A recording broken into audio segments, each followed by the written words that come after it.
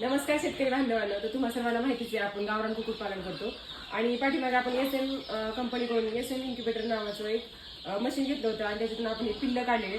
तर ही पिल्लं आपली पहिली बॅचची पिल्लं आहेत आणि ही आता 7व्या दिवसाची झाली आहे. तर यांना आपल्याला लासोटा लसीकरण करायचं आहे.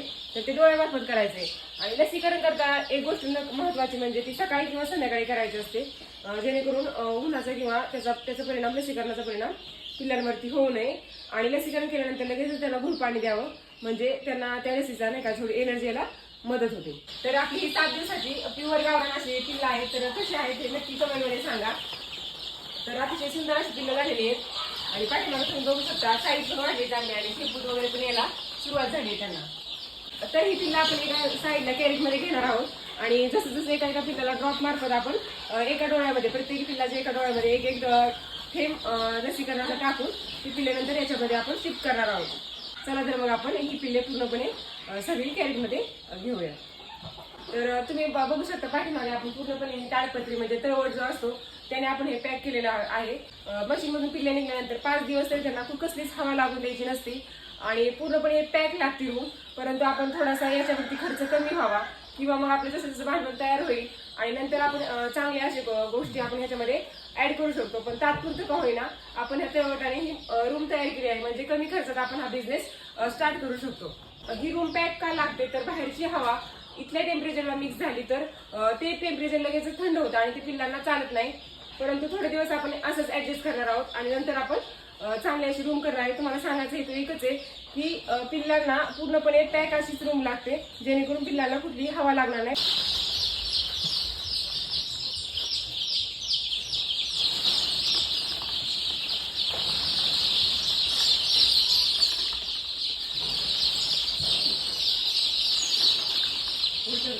नाही होणार लगेच.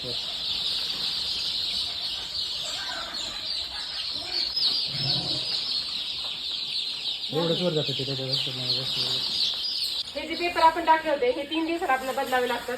10-15 दिवस आपल्याला हे कागद टाकावे लागतात नवीन आणि 3 दिवसाला बदलावे लागतात.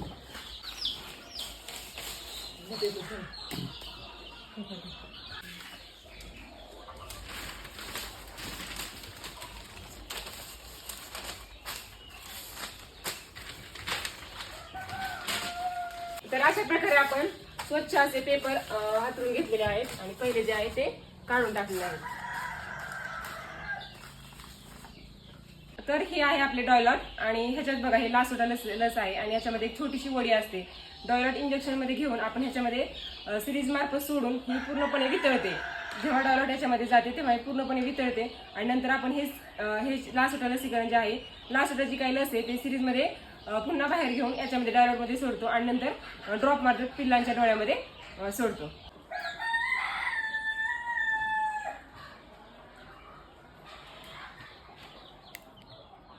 तर हा 500 पिल्लांचा डोस आहे. तर हा 500 पिल्लांचा डोस आहे आणि आपल्याकडे आता 100 पिल्ले आहेत ब्रीडिंग रूम मध्ये.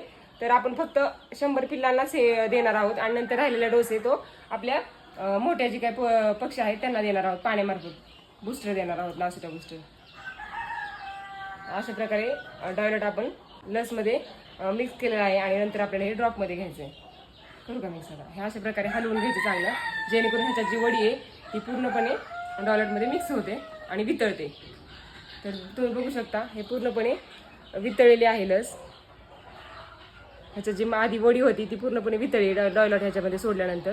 तर एक गोष्ट महत्त्वाची म्हणजे हे लाईव्ह वॅक्सिन असतं. हे इंजेक्शनमध्ये घेतलं की लगेचच लसीकरण आहे का डॉयलॉटमध्ये वडी जेव्हा लगेच मिक्स करतो आपण तेव्हा लगेचच आपण हे गरम व्हायच्या आधी लस पिल्लांना दिली गेली पाहिजे, जेणेकरून 15 मिनिटात मिक्स केल्यानंतर 15 मिनिटात हे लसीकरण पिल्लांना दिलं पाहिजे.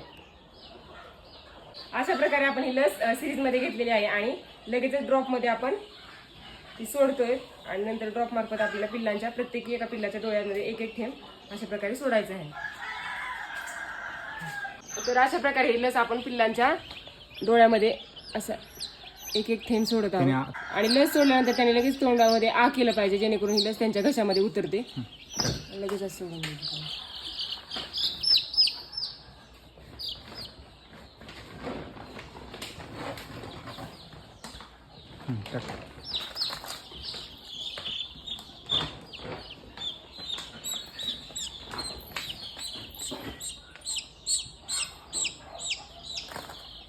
तर अशा प्रकारे आपण लासोटा लसीकरण त्यांना डोळ्यामार्फत करून घेतलेले आहे. आणि लसीकरण करणं सातव्या दिवशी लासोटा हे लसीकरण करणं अतिशय गरजेचं असतं.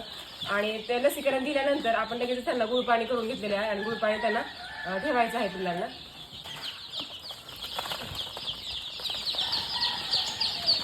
खायला आणून टाकते भांड्यात आता जरा.